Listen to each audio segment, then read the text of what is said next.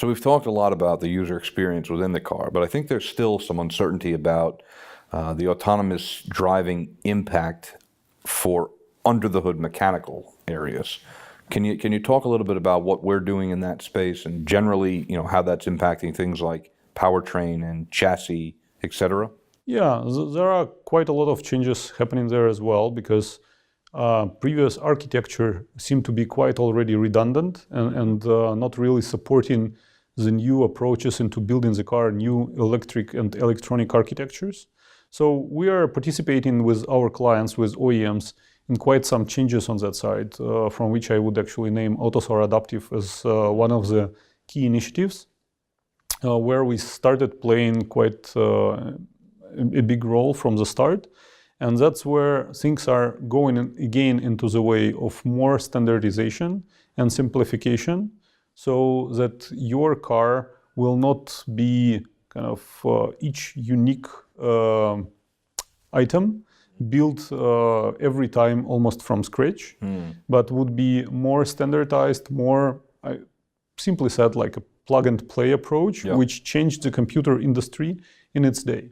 So we're moving away from the bespoke model to the plug and play, it seems. I would say so. So the car as a modern software and the car software as well should become basically a platform where you can plug different pieces and which you can reuse. So current software development in automotive is definitely suffering from lots of things you have to do over and over again. And that's what disappoints OEMs and makes the car software price going up.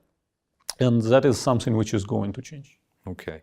Now, I think this is an interesting conversation around the driver, right? We've tried to make this quite grassroots. So cruise control seems a fairly autonomous speed of control, and now that's actually gotten advanced in how you speed up using the buttons or even the voice, I'm assuming.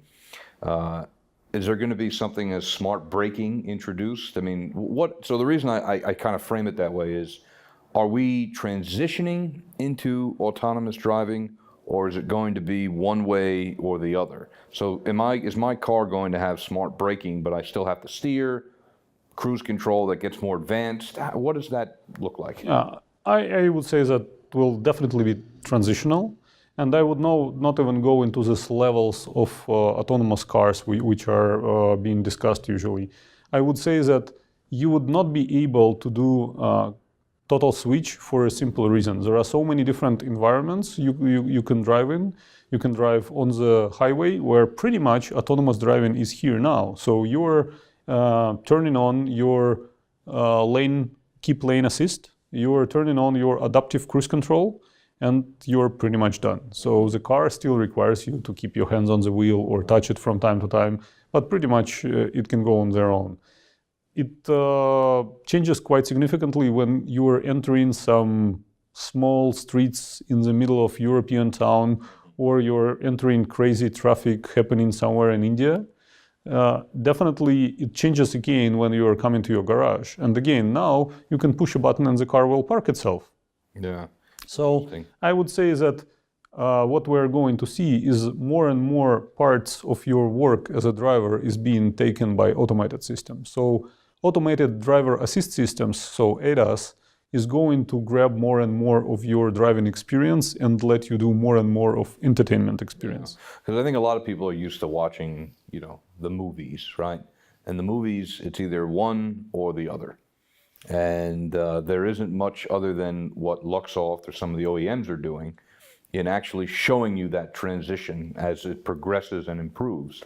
So I think it's hard for people to come to terms with that progressive realization that the technology is going to change per part, really, not just in 10 years, all of a sudden it's flip and it's all over. Are you seeing organizations that are involved in this, particularly from the OEM side, market and position themselves in that transition space?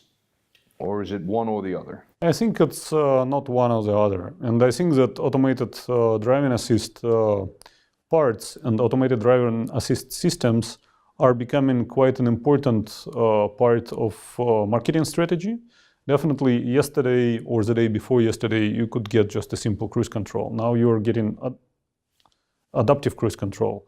Then it was adaptive cruise control with a camera. Now it's adaptive cruise control with a radar. Then it's adaptive cruise control with a leader and so on. And the same with parking. So before some assistance in parallel parking, now it's front parking, back parking, parallel parking, and so on. And providing this functionality means a lot to a consumer. And that definitely makes a difference for OEM, and that makes a big competition on the market. So we're experiencing huge demand with our tier one clients developing systems like that. Their market is booming, and that market is primarily around software and around supporting all the new types of sensors which are coming to the market, around the environmental models creation and so on and so forth.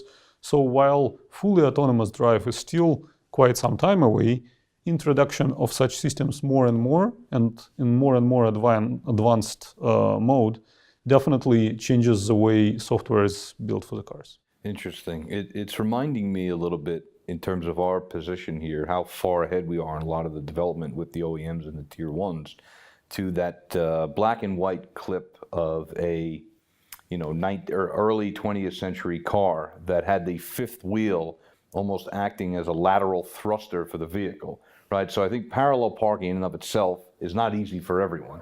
So I think the video would show, what a lot of us have tried to do is just sort of drive in and maybe back up and you fit, as opposed to the rule way to do it, which is drive forward, and run the steering wheel. But this car would pull in and then a fifth wheel would pop up from the trunk and just thruster it that way. And it's interesting that that was a mechanical improvement that one could argue really changed the user experience. And now we've totally flipped into the software side. And I feel like we were a part of that, even 80 years ago, as to how vehicles are changing, for the better improvement of drivers. It's an interesting world. Yeah, definitely. All right, interesting discussion, Michael. I appreciate it. Thank you, Patrick. This is Pat Corcoran, and that's the way it is.